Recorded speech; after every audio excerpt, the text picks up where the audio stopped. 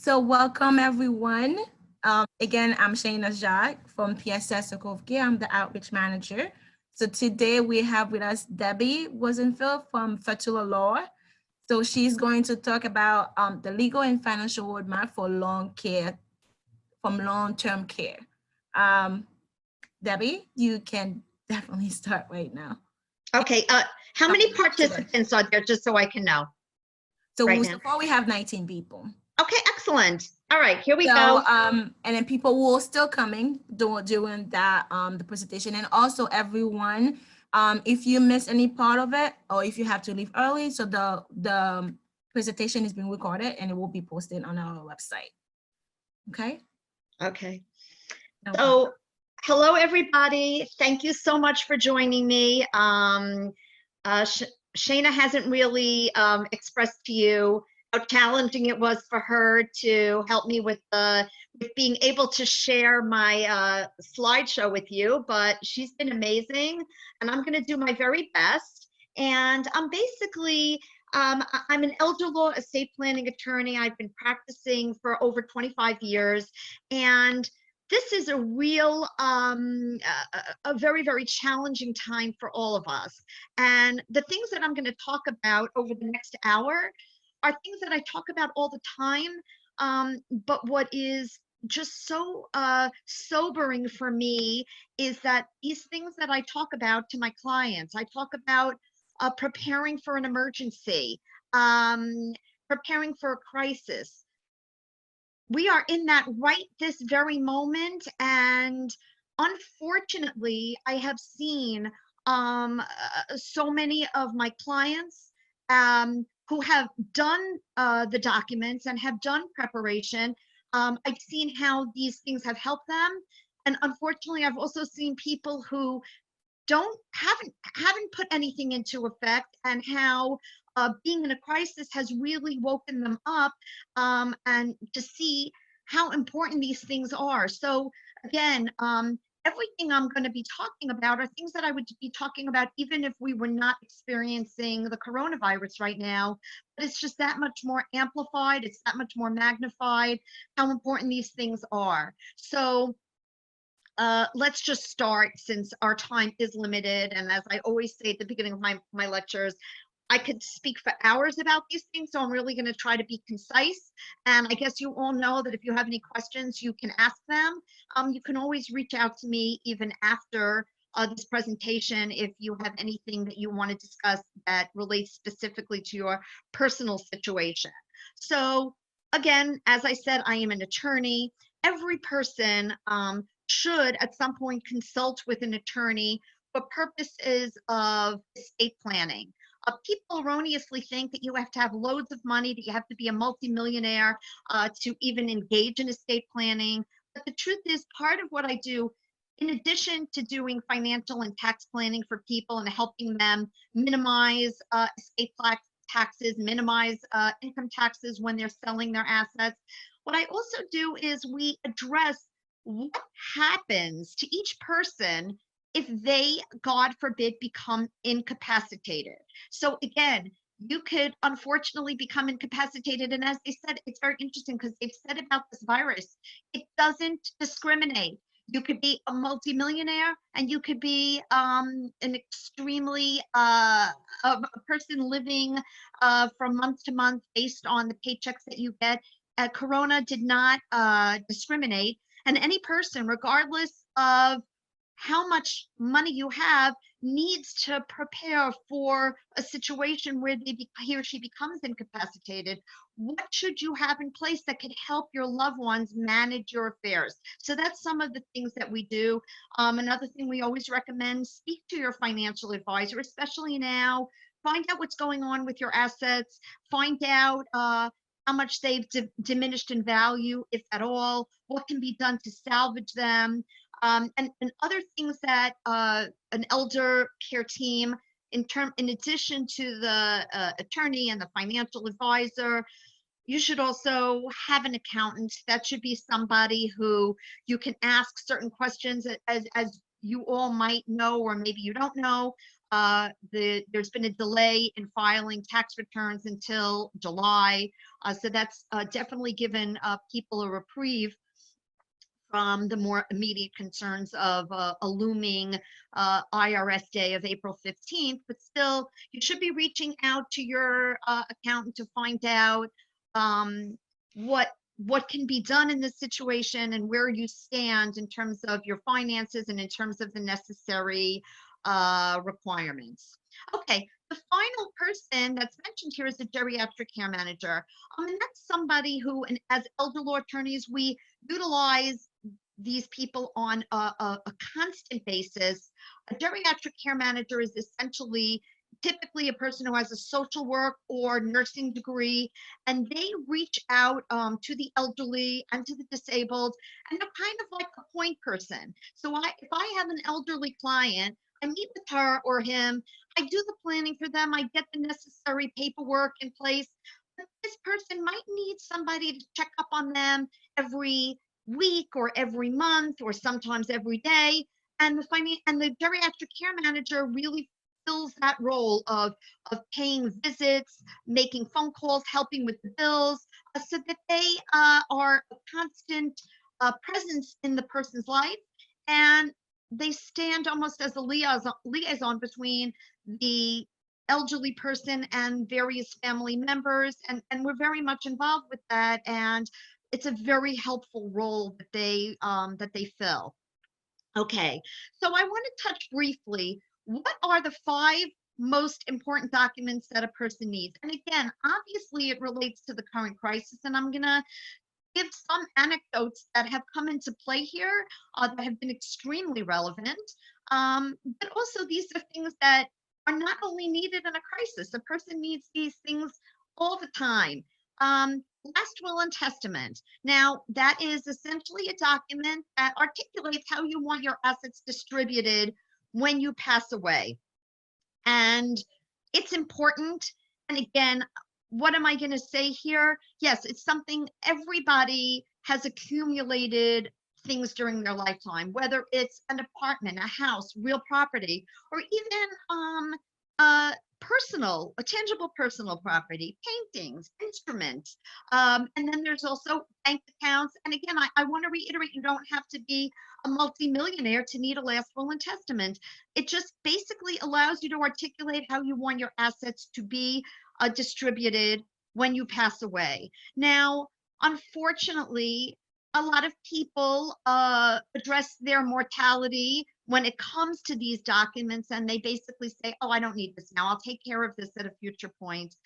Sadly, I have been so busy. I would say right now, my practice is really a good part of it are people calling me and realizing how badly they need this document, either because unfortunately they've become ill, or because all of a sudden they've woken up and they realize, wow, I really should have this document in place. Even though we are not conducting any face-to-face meetings right now, and everything is being done from our respective homes. Thankfully, the governor has put in an executive order that allows for these documents to be executed and witnessed even with people not present in your home. Before I went on this webinar this morning, I did a signing with a woman who's at home and is facing some serious health issues right now. And we basically had remote witnessing, a remote execution. And again, the law has provided for this. We put special language into our wills. And so it's something that can be done. You don't have to necessarily wait for this isolation to be over with. So again, last will and testament is very important, but the next document, power of attorney, is, as far as I'm concerned, the most important document. Unlike the last will and testament, which only goes into effect when a person passes away, a power of attorney is the opposite. It's only relevant while a person is alive, and basically articulates who you appoint to step into your shoes if you in fact become incapacitated. So again, a standard power of attorney will say something along the lines of, I, Debby Rosenfeld, I appoint my son Josh Rosenfeld to act on my behalf. The key phrase here is as agent. He is my agent, to act on my behalf with respect to all financial matters. Again, this is really important. I have people who are highly intelligent with advanced degrees. Many people think that because you are married, that automatically entitles the spouse to step in and act on your behalf act on behalf of a person with respect to banking, financial matters. That is not true. If I have an account in my name alone and something happens to me that I can't sign for myself, my spouse can't just walk in and say, well, she's my wife. No, unless they have a document authorizing them to do this, they will not be able to do anything. And again, I would say that this is the second most relevant document that I've been working on right now. People are realizing we have people who are stuck in hospitals and their spouses can't get to their assets. They can't do anything with their real estate.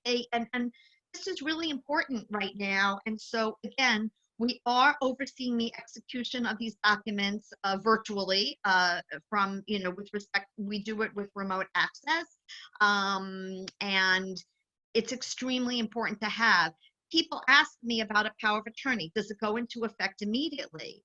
And the answer is yes. And so that's a little distressing to certain people. So in my example, if I grant my son power of attorney, meaning the right to act on my behalf, he technically is, as soon as I sign that document and he signs it, it's effective, which means that even if I'm okay, he could conceivably walk into a bank and do banking on my behalf. Number one, you only choose somebody who you trust implicitly. So if you feel that there's a situation where somebody might take advantage, that person is not going to be your agent. That's number one.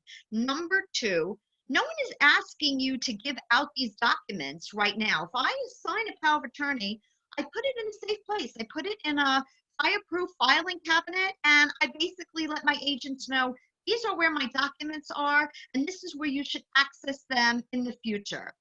If you're the type of person that really is afraid that somebody will abuse the power of attorney, meaning I trust my kids implicitly, but I'm nervous, I'm very, very nervous, there are provisions that we can put in which makes the power of attorney springing. And what I mean by that is I can put language in and say, this power of attorney does not go into effect until a future point where I am certified to be incapacitated by my primary care physician. Why don't I recommend those documents to begin with? Because the whole point of a power of attorney is for somebody to be able to continue my financial life in a very fluid and expedient way. And if I put a measure in there that says that there are certain provisions, meaning it can't be used until certain doctor signs off on my incapacity, well, that's creating a glitch. Not every doctor is going to be that keen on signing off on a patient's incapacity. He or she does not want to be subject to a lawsuit later on. But anyway, these are just various nuances of the various forms I'm going to talk about.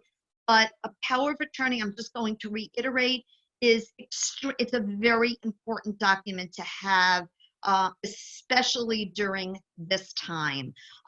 What's also happening is that usually you have to present an original document. There are concessions right now that are being made that if you have a copy, that is sufficient. Because, for example, going back to our wills, we keep a lot of our clients' wills in our vault at work. Well, our office is closed and we can't access those documents right now. So again, there are concessions that are being made. Just because I have so much material to cover, I'm gonna quickly talk about the other documents mentioned on this page. Again, last will and testament only goes into effect when you die, as opposed to the three documents, power of attorney, healthcare proxy, and living will. Those, conversely, are only in effect while you're alive. Power of attorney, as I just mentioned, you appoint somebody to cover your finances. Healthcare proxy, you're basically appointing somebody to make medical decisions for you if you become incapacitated. And the healthcare proxy, again, obviously it's null and void when you pass away. The living will, nothing to do with the last will and testament. A living will basically articulates your end of life wishes. If I'm at the end of my life and there's no hope of recovery and I'm basically brain dead or in a permanent comatose state or a vegetative state, I do not want heroic measures taken. So that document gives a roadmap to the person appointed on your healthcare proxy. A living trust, I'm going to cover in more detail as we proceed in this lecture. Okay, so how to pay for long-term care.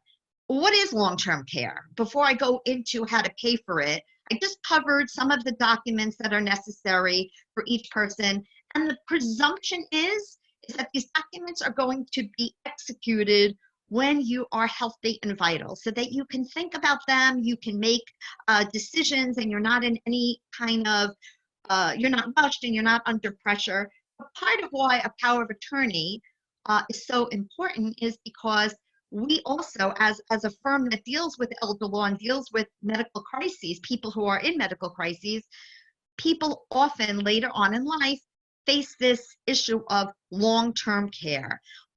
To briefly summarize what long-term care is, it's essentially, I would divide it into three separate components. It's when a person reaches a point, and that's either a temporary situation or because of old age and frailty, it's a long-term situation, but it's a person reaches a point where they need more care. They cannot care for themselves alone. And there are three options for somebody facing long-term care. They can either get an aide at home, and that's the aide basically is there to help a person with various activities of daily living. Sometimes, for whatever reason, either that's not sufficient or the person, for other reasons, financial reasons, can no longer be at home. And so that kind of care is called nursing home care, where either the nature of your care is so involved that it just doesn't pay, or you just can't necessarily afford to have a home health care attendant at home, or you need more than one. We have some people who, because of the nature of their illness, they're like dead weight. They can't even be lifted. Once a person requires more than one person to be lifted, typically that person is going to need more extensive care, such as in a nursing home. And there's something that I call kind of hybrid care. You're no longer in a position, or you no longer want to be at home. You're not that medically needy. So there's also what we call an assisted living facility. And I would say in the past 15 years, those have cropped up all over the place. Some are nicer than others. Some of them are extremely expensive, and it's almost like very, very high-end concierge care. But it's really a nice segue for somebody who doesn't necessarily want to live alone anymore, but doesn't need the kind of chronic care that is provided in a nursing home. Now, how do you pay for this? And that's really a lot of what we do addresses how you pay for long-term care. People erroneously think that Medicare covers this. Medicare, don't get me wrong, it's a wonderful governmental program, and it basically is pretty comprehensive for anybody 65 and older, but also people who are disabled. Anybody who's certified as disabled pursuant to Social Security is automatically entitled to Medicare 2 years after this, they become certified as disabled. And Medicare typically covers hospitalization, it covers doctor's visits, and it covers very brief time period in a nursing home when a first person is actually going in, and it's not the nursing home component, but it's more the rehabilitation. So Medicare will cover up to 100 days in a facility where a person is either has a skilled need, such as a feeding tube or a serious wound, or they are eligible for rehabilitation.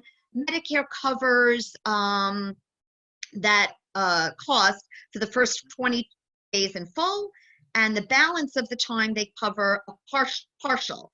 Now, that doesn't mean a person automatically is entitled to 100 days. It means that that's the most that Medicare will pay for. So clearly there's a very big gap in our insurance coverage, in our national insurance coverage, as to how all these things get taken care of. In a spousal situation, so what do people do if Medicare is limited? I'm sorry. If a person is a veteran, there are some benefits that the VA does provide. And typically there are there are people who help with the VA, the Veterans Administration's Aid and Attendance Program. They will not cover the cost of home care or long-term care fully, but there are certain additional benefits that one can get. Then basically what we do for most of our clients who do not want to pay for their care privately and do not have long-term care insurance, what we do is we try to get these clients on Medicaid. Medicaid is basically a governmental program that provides for the kind of care that we're talking about, which is long-term care. But unlike other governmental programs, you have to be financially eligible, which brings me to the next slide. And again, I've mentioned this before.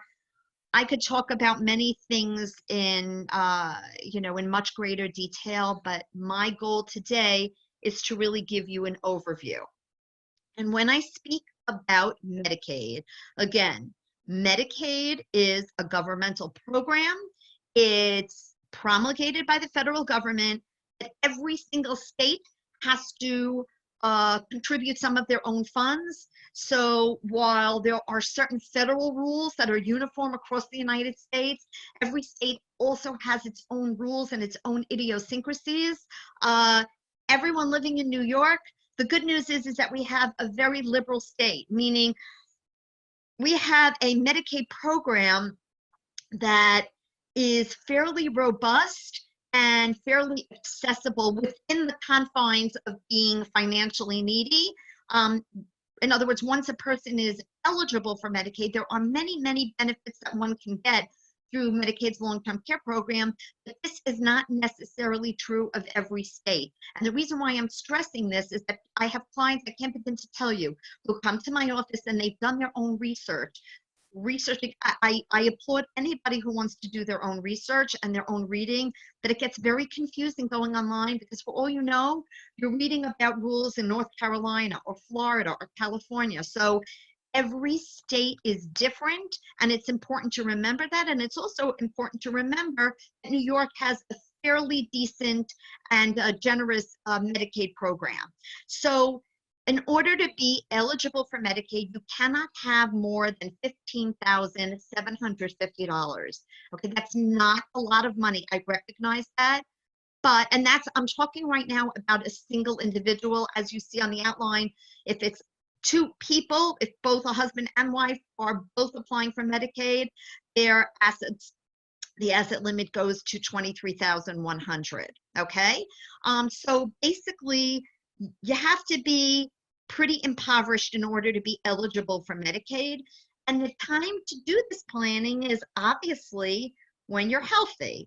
Am I suggesting that everybody who's healthy go out and give all their money away? Absolutely not. Again, I'm not plugging for myself, but it's really important to meet with an attorney who specializes in this field, and we can give you advice because surprisingly, if you see the print after $15,750, there are resources that are exempt. So for example, if I'm living in a house with my husband and we're doing Medicaid planning, my house is protected as long as my husband and I are both residing in the house, or at least one of us is residing in the house. Does that mean I'm not going to come up with a plan to protect the house? No, I will have things to say about what to do about the house, but my point is that there are exceptions. The biggest exception that people are very surprised to hear about is that in New York State, retirement assets are not counted. So retirement assets, what do I mean by that? IRAs, 401ks, 403bs, qualified annuities. If you have any of these assets, and they have to be in payout status, which means you're taking minimum distributions from them, which is something that happens automatically when you turn 72. The law just changed. It used to be 70 and a half. If you have an asset like that, and even if it has $2 million in it, that will not be counted by Medicaid. Now that's in New York. Every state is different, okay? So again, back to assets, $15,750 is what you're allowed to have in non-exempt assets. And the income is, again, it's much tighter. In the home care arena, I, as an individual, if I am applying for Medicaid, I can only keep $875 of my monthly income. Now, if I'm disabled or over the age of 65, there's an additional 20, or blind, there's an additional $20 disregard. So typically the amount that an individual who's applying for Medicaid can keep in the home care arena is $895. So now what am I saying here? I'm saying here that if I have not more than $15,750 and my income, we'll talk about this for briefly. If I have over $895 of monthly income, does that mean I can't apply for Medicaid? No, I am still eligible for home care Medicaid, and there are ways that I can protect that extra income. I am going to say that most of our clients do have monthly income that exceeds $895. So in the home care arena, and we're all going to attest to the fact that most of us cannot live on $895. So let's just say I need Medicaid, I need some home care, I need help in the community, which means I need an aide to come in and help me, whether it's to bathe or to food preparation. What else? Showering. The aide comes in. If I have over $895 in monthly income, let's just say my monthly income is, I'm sorry, $895. Let's just say my monthly income is $28.95. Okay. Again, don't get confused between assets and income. We're talking about income now. I've taken all my assets and I've gotten most of them out of my name, and all I have is $15,750. My monthly income is $28.95. What Medicaid is saying is I can only keep $895. There is a mechanism called a pooled income trust where I can take my $2,000 every month. I deposit my extra income. In this case, in my example, it's $2,000. I put it in I deposit it, I should say, with a pooled trust. There are many, I would say there are at least 20 not-for-profit organizations in the New York metropolitan area and also on Long Island, and they have what's called a pool trust. And so literally, what do? I send $2,000 every month. I'm just gonna, NYSARC is such an organization. They were one of the first ones to have a pool trust. It's a not-for-profit. NYSARC gets my $2,000 every month. They open up an account in the name of Debby Rosenfeld. So think of it almost like a bank account. I send my $2,000 excess income to NYSARC every month. They open up the bank account for me. They open up an account, and then any bills that I submit. So let's just say I'm living in an apartment and my rent is $2,000 a month.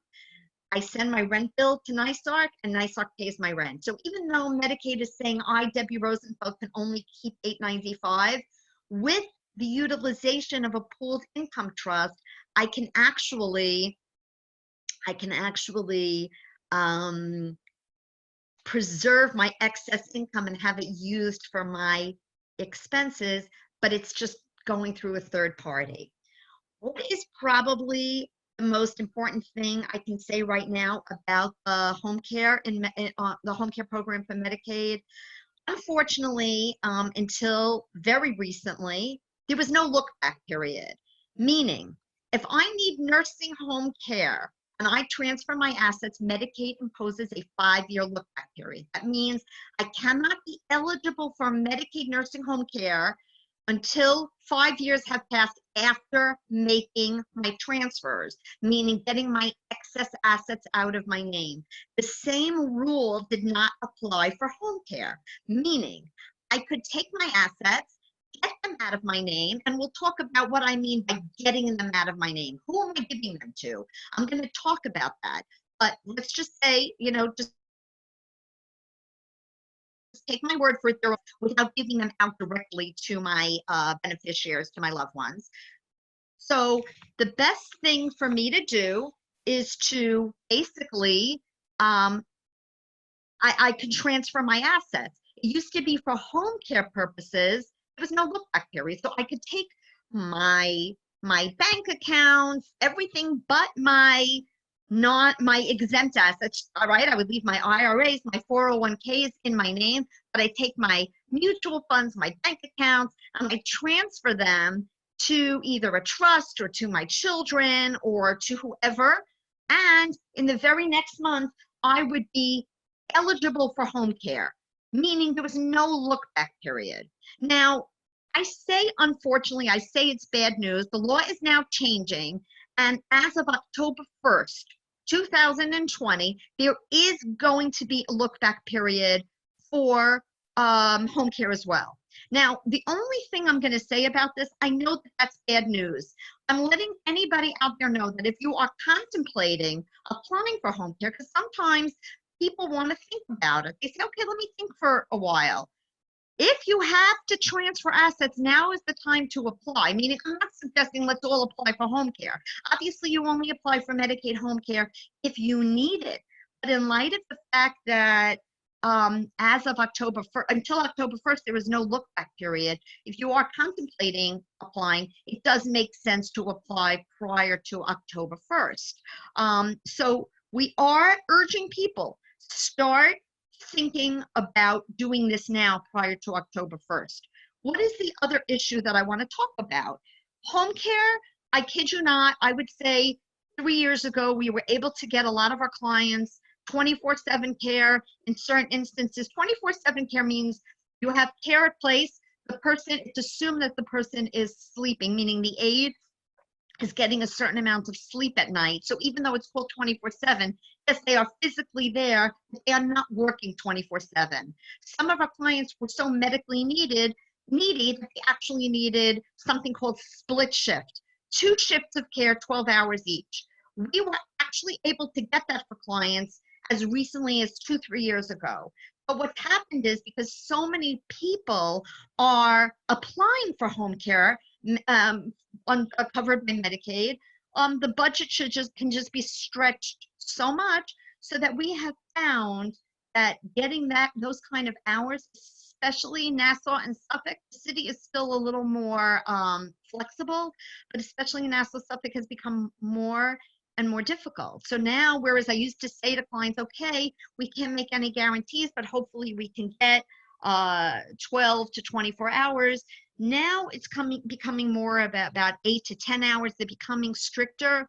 It is our feeling as advocates that maybe if this 30-month look back period is instituted, meaning it's going to be 2.5 years, perhaps it will increase the amount of hours that people will be able to get.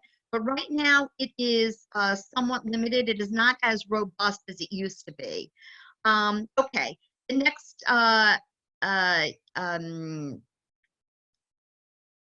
slide, the pooled income trust, is something that I already discussed. And again, a pooled income trust is only available for an applicant, somebody who is applying for home care. Okay, and as I tell my clients, it's a no-brainer, right? If I'm applying for home care, we'll go back to my example. I have $28.95 of monthly income. If I don't do the pooled trust, what does Medicaid say? They say, Debbie, keep $8.95, but the $2,000 excess that you have is going to go to your care.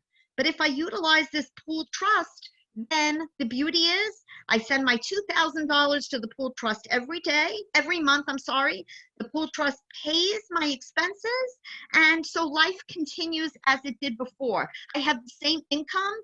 Unfortunately, I can't give people more income. I have the same income as I had before. Yes, what is in it for the pooled trust? They get an administrative fee every month. Okay, so of my $2,000, a certain portion will go to pay the pooled trust. And the other thing that the pooled trust gets is that when I die, if there's anything sitting in that account, it does go to the nonprofit organization that's running the pool trust. What is the easiest thing for me to do with my clients? What I say to them is, yes, the pool trust will pay any of your expenses that are related to your care and to your maintenance. In other words, utility bills, rent bills, food bills. The easiest, most efficient way is for a person to try to charge as much as they can on their credit card, and then the pool trust can pay the credit card bill every month. Okay, so in the home care arena, as I said, it used to be that you could get home care in the very next month after you divested yourself. But now, as of October 1st, there is going to be a 30-month look-back period, 2.5 years, basically. We also have this 5-year look-back period in the context of nursing home care.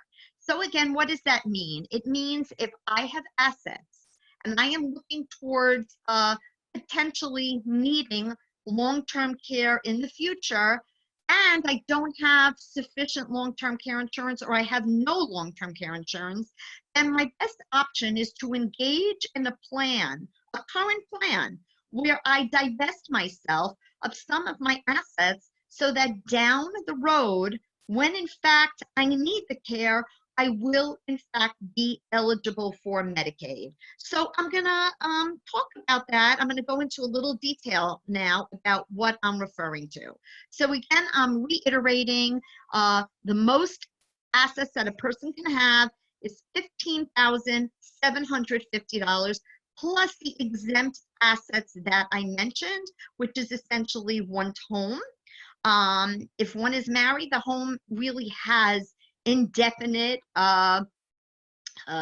exempt status, meaning husband and wife. Husband is chronically ill. Wife is either fully insured or has her own plan when it comes to her long-term care. That house will be exempt indefinitely, okay?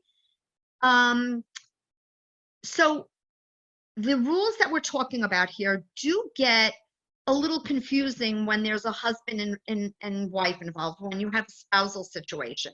So again, in a husband and a wife situation, if husband needs Medicaid, he can't have more than $15,750 in assets. His wife, Medicaid understands that she can't be fully impoverished. So Medicaid basically says, okay, wife, we'll let you keep a certain, and obviously these are interchangeable, but the healthy spouse, she can keep either $74,820 or half of the couple's assets. In other words, if her assets actually exceed $74,820, she can keep up to half of their excess assets, but no greater than $128,000. Okay, so that's really the most that the community spouse, that's considered the healthy spouse. That's the most that a healthy spouse can keep in her name. You know how I mentioned the $895 that a person can have in the community? That's if you're getting home care. In the nursing home, it changes dramatically. The healthy person, the person who applies for nursing home care and goes into a nursing home can only keep a big whopping $50 of his or her monthly income, and the rest is basically applied towards the person's care, okay?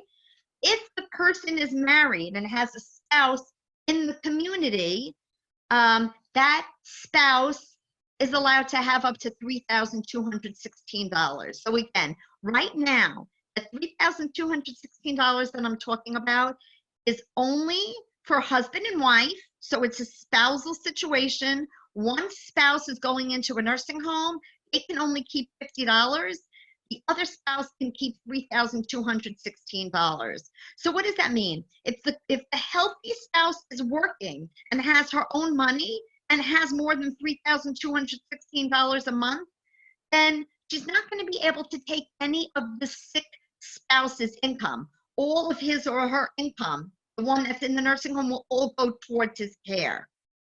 Okay? But if that spouse is at home and she or he is not working, they can take the sick spouse's income up to $3,216. Now, I don't want to confuse you by getting very technical here. I'm letting you know that in a Medicaid application scenario, there are a lot of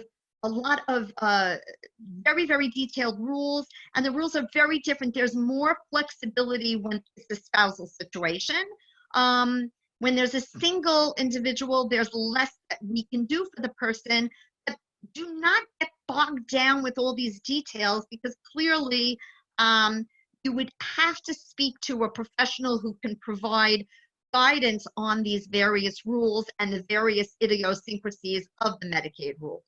But the important thing, the thing that I want to really stress here is that there is this 5-year look back period in the context of Medicaid nursing home care, meaning for a single individual and even a married couple, okay? If one person needs Medicaid, for a single individual, it's going to be, did you, Mr. Jones, make any gifts to anybody in the last 5 years?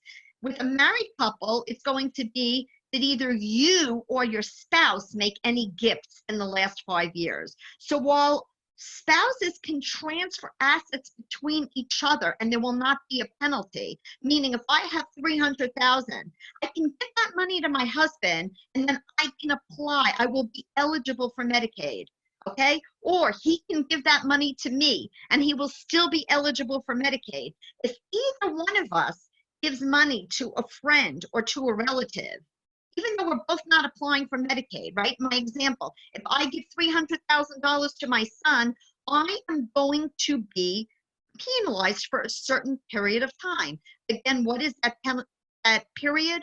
Medicaid looks back 5 years, okay? So that's how the penalty, if I made a gift 10 years ago, it's irrelevant. It's beyond the purview of Medicaid because 5 years have already passed. So how does Medicaid calculate the penalty? So, and this is again something that I want to hone in on. It's very important to realize that Medicaid looks back 5 years, but it doesn't mean that I'm ineligible for Medicaid for 5 years. So now what does Medicaid do? And I have to say some of Medicaid's rules are draconian and they don't make sense, but many of them are sensible. So what does Medicaid do? Medicaid basically takes every area, and I'm going to focus on New York City. Medicaid basically says that the average monthly cost of a nursing home in New York is $12,844. Now, I'm being upfront with you, that's a very low number. We deal with nursing homes that charge $20,000 a month. Mary Manning Walsh, I'm just giving Amsterdam. There are many facilities. The better facilities are way more than that. But this is not a fictitious number because Medicaid, and by the way, they hone this number, they fine-tune this number every single year. Medicaid is focusing on every single nursing home in a given area. And there's some facilities that are much cheaper than 17, 18, 19, 20,000. And that's how they come up with this 12,844. So now let's just say, and for purposes of ease, let's just say mathematically, I should say, I make a gift. I made 2 years ago, I made a gift to my son of $128,440. What does that mean? And now, unfortunately, God forbid, I need Medicaid. What does that mean? Medicaid is going to ask me, Debby Rosenfeld, did you make any gifts in the last 5 years? And I say, yes, I gave this $128,000, etc. 2 years ago. Medicaid takes the amount of my gift, the $128,440, and they divide it by what they deem to be the average monthly cost of a nursing home, and they come up with the number 10. So I'm not ineligible for 5 years. I'm only ineligible based on the gift I made. And in this case, it would be a 10-month penalty period. So yeah, I could apply for Medicaid, and Medicaid's going to come back to me and say to me, you'll get on Medicaid, but 10 months have to pass first before you're eligible. So I'm just, again, I'm giving you an idea of how Medicaid works. not for you to know all of these rules and to be able to apply them to your own personal lives tomorrow, but just to be aware of what it means. When somebody says, if a friend says to you, my dad needs Medicaid, but he gave a gift of $10,000 to my niece a year ago, he has to wait 5 years, you're going to be able to say, no, I heard a lecture, and yeah, Medicaid's going to impose a penalty, but it's only based on that gift. It's only going to be for 1 month. So again, but once those 5 years have passed, the person is home free and they would be eligible for Medicaid benefits. Okay, so let's talk about, I keep talking about transfers. What do I mean by a transfer? That's when I take something, for example, a bank account, a mutual fund, a brokerage account, and I give it to someone else and I don't get anything in return. That's a transfer. It's basically uncompensated. It's the equivalent of a gift. First of all, some transfers are exempt. That means they're not counted by Medicaid. And the most well-known one is the situation of a spouse. So again, I'm sorry that I keep using I'm sorry for myself that I keep using myself as an example, but obviously, God forbid, if I need Medicaid, I can give my assets to my spouse, my healthy spouse, and then I would be immediately eligible for Medicaid in the month that I have no more than $15,750 in my name. Now, truthfully, I've mentioned I've been doing this for a very long time, and I promise you, it used to be that's all we had to do. As a matter of fact, Nassau County, where I happen to reside, used to be like the best county for spousal refusal. What do I mean by that? Meaning, I could give my husband all of our assets. So when I say that, I just mean literally taking all of our joint accounts, our joint property, and retitling them in my spouse's name, and then I would be eligible for Medicaid in the very next month. What would my spouse do? He would basically sign something called spousal refusal. I hereby refuse to pay for my wife's care, and I would be immediately eligible for Medicaid. And guess what? That would be the end of it. Medicaid would say, okay, done. You're eligible and we will cover you. They would be obligated by law to cover the cost of my care for the rest of my stay or the rest of my life. How has that changed? It says here, beware of spousal limits and spousal lawsuits. I talked about those limits before. If I need Medicaid and my husband has no more than $78,420 in his name, $74,820 in his name, he doesn't have to worry about a spousal lawsuit. He himself is allowed to keep a certain amount of money.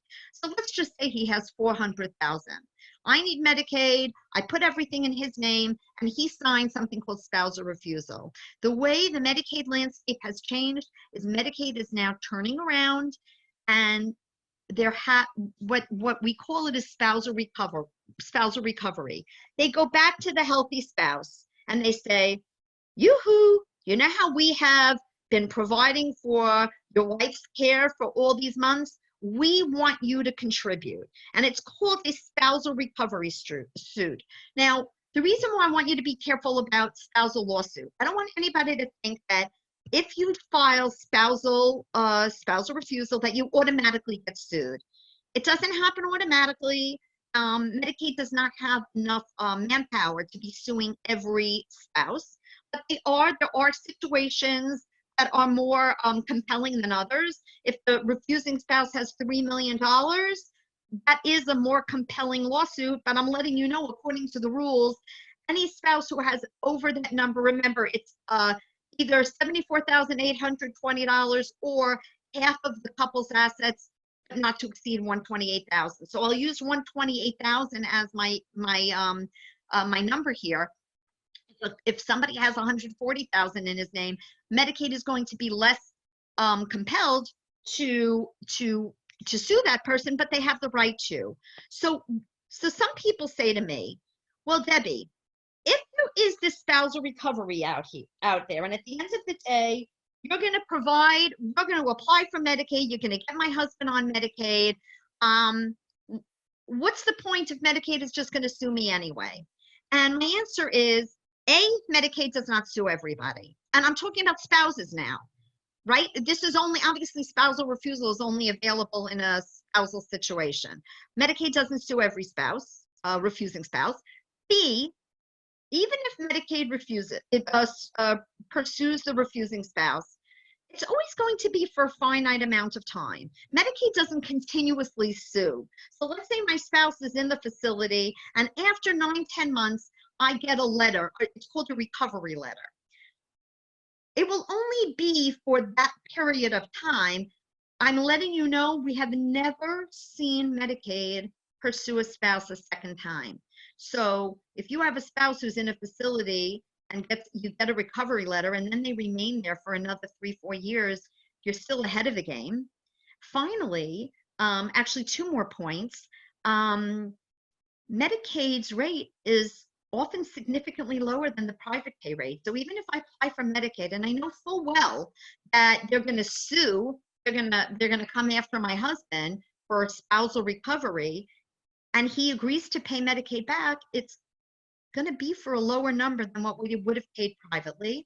And finally, sometimes depending on the situation, we have a very unfortunate situation right now where we have a spouse whose husband is in a facility, nothing to do with COVID, a young working man who took a bad fall 2 months ago, and he is now completely paralyzed, is completely unable to care for himself. So he's in a facility, and his wife has invoked spousal refusal so he can get his care covered by Medicaid.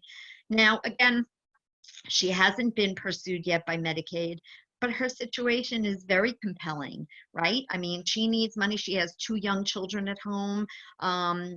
Medicaid will look at things like that. You know, Medicaid is very black and white, but if they ever do send her a spousal recovery letter, we will be able to call the caseworker and explain to him this situation is just really a devastating one where she needs to keep extra money because number one, she's going to, hopefully her life expectancy is lengthening, and she also has to support 2 kids. So a lot of the times we can negotiate with Medicaid. If they do pursue the refusing spouse, we can negotiate with Medicaid to bring that amount down. Okay, what other types of transfers of assets are protected? People are often, again, even clients who have read up on everything and are very educated on the nuances, the various nuances of Medicaid. If I take an asset and transfer it to a blind or disabled child, that is a completely exempt transfer. So again, there is a caveat to what I'm saying, but sometimes we have situations, and not sometimes, oftentimes, we have a family who comes in and they're doing planning for mom. Mom is going into a nursing home. Mom has a house and she has about $500,000 worth of assets and she needs a nursing home immediately. And obviously, as based on what I've told you, Medicaid has a 5-year look-back period. Mom typically is not going to be eligible for Medicaid right away. Yes, there are things that I can do to protect some of mom's assets, but every so often, and I don't say every so often, every consult that I have, one of the questions I ask is, do you have any disabled children? How is disabled defined? It's unable to engage in any gainful employment. That's the Social Security definition. So every so often, we will have, people sometimes think of disabled in different ways, but a person could have been on the job, could be a police officer, could be a utility worker, and they go out on disability because of a bad back or because of some injury. If that person is disabled, again, the bona fide proof is actually being on Social Security disability, SSD, transfers it to a disabled child. Even if I transfer $4 million to that child, that is an exempt transfer. What does that mean? It means that I will be eligible for Medicaid in spite of the fact that I just made a gift. Why? Because it was an exempt transfer. It was being given to somebody who is considered disabled, and therefore Medicaid does not penalize me. So that's a very important inquiry to make. What is so important though? Oftentimes, a person who is disabled, he or she themselves are on their own benefits. So it's a tricky thing. In the example I gave, if a person is getting SSD, they SSD is not a benefit that's limited by how much you have. You could be a multimillionaire and be getting SSD, but sometimes a person is disabled, and because of their disability, they're getting benefits that, for example, they might be getting Medicaid. They themselves might be on Medicaid, or they themselves might be getting SSI, which is supplemental security income. Those benefits, again, are means tested. So I don't want to take all my money, give it to a disabled person, and a disabled child, I'm sorry, and then find out that I've messed up all of their benefits. So again, I am giving you a flavor of what is done in the context of Medicaid planning, but obviously you have to speak to a professional. So again, of course, I always say I could talk about this indefinitely. I know that I only have an hour.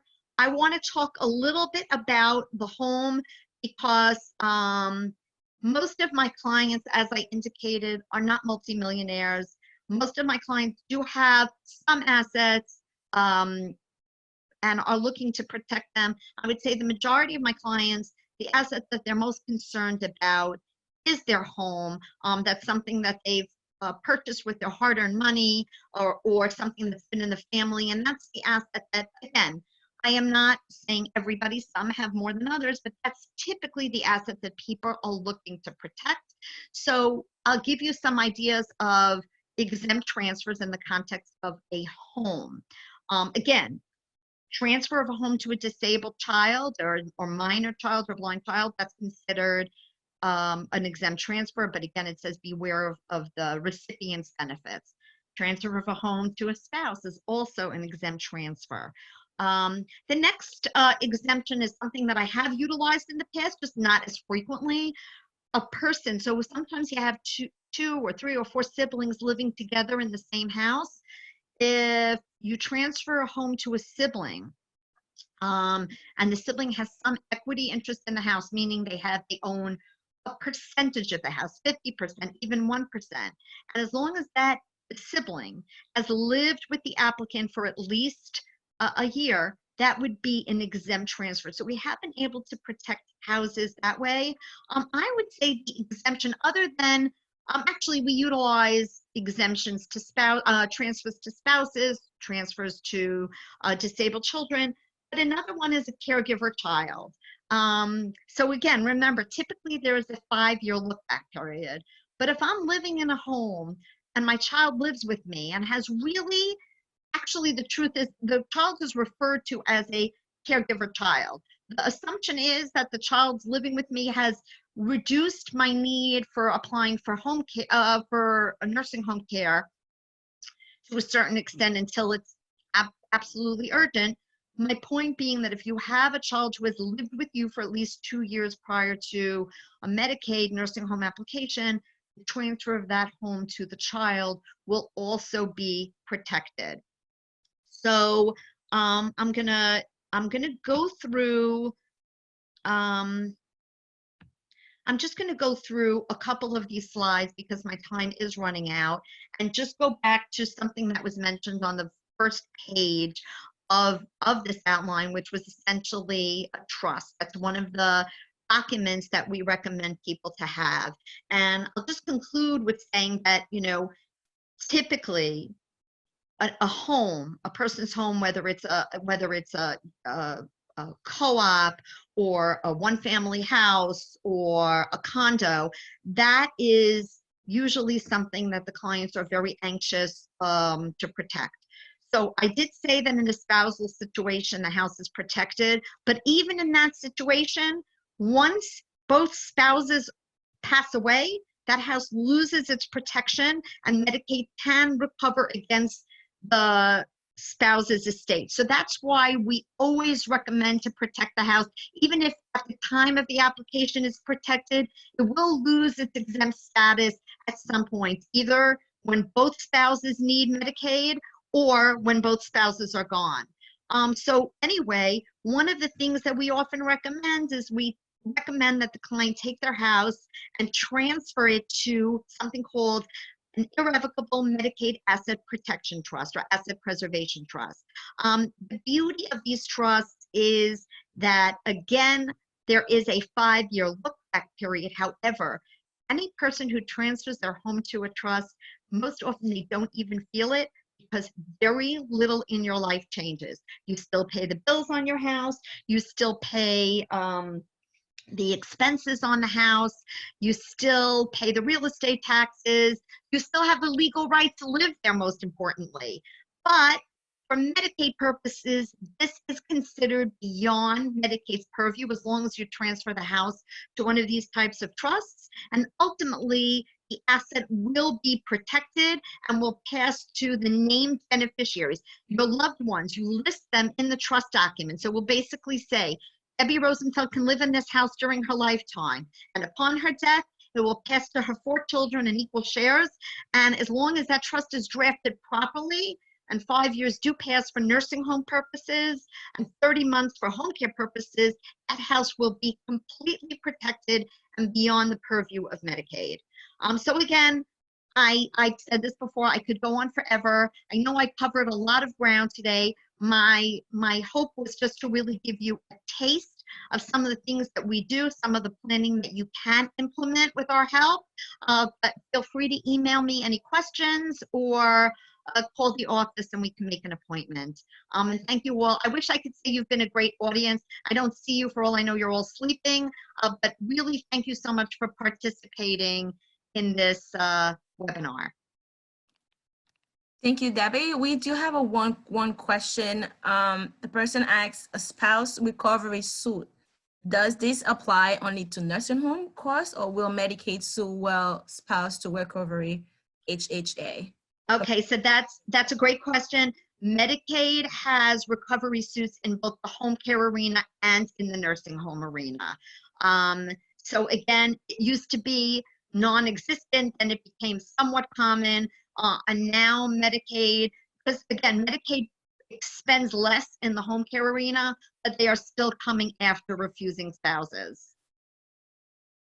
Okay, and everybody's saying thank you. It was very informative. So if you have any question, we have some time. You can add it on the Q&A box, or if you wanna use the option of raise hand and to speak, I can unmute you. Again, Debbie, thank you. It was great. So Okay, thank you.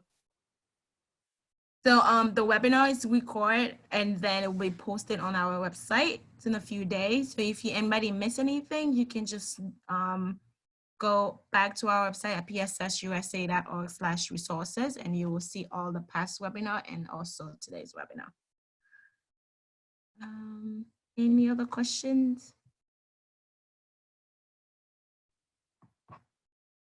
Well, okay, one second. One person asked, what is a settler? Oh, what is a settler? Yes. A settler, okay, so when you have a trust is created, it's essentially a document. A trust is essentially, a trust agreement is a document. And the trust agreement basically creates an arrangement between the settler, that's the person who is creating the trust. That word is used interchangeably. The settler is also referred to as the creator or the grantor. That's the person who creates the trust. The person who manages the trust, the trust asset, is the trustee. So again, the settler is the person who is creating the trust. If you were looking to protect your house and you wanted to transfer it to a trust, you would be treated as the settler or the grantor. Okay, Joanne wants to say something. Joanne, can you hear me? You can unmute your mic. Joanne, let's try to unmute her. You just have to unmute your mic because if you can hear me. Are you able? Oh, okay. Yes, I can hear you now. Yes, Debbie, I would just like to say my husband just passed away last week. He was in a nursing home. He was on Medicaid, and I signed the spousal refusal. And they did come after me for one lump sum payment. And now that he's passed away, is there any other payment that they can ask me for, or am I absolutely finished with Medicaid in this case? Okay, so my answer to you is, I'm sorry if you think that I'm not being definitive. Medicaid does have the right to so in other words, you're saying that at an earlier point they had they had a recovery case against you? Yes, and I paid them. Okay, so Medicaid does have the right to ask you again, but we have not seen that. So hopefully you are done. Again, we have never seen Medicaid go after a person, a refusing spouse, more than once. And so hopefully you can breathe a sigh of relief, but I can't make any guarantees.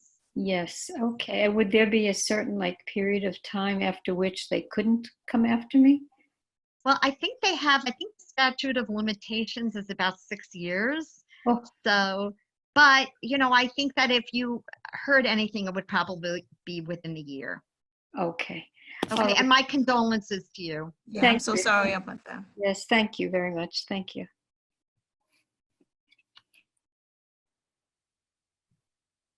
All right, let's see if there's no other questions. And thank you all of you for participating, and thank you for joining us today. Again, the webinar will be online. And Debbie, do you have your last slide or has your information on it? You can just put it up. Well, let's see. Yeah. I hate to look at it now because I'm going to see how much I didn't cover, but okay. That's okay. It's at the beginning. Let me go to the beginning. Maybe it's in the Yes. beginning. Yes, it is.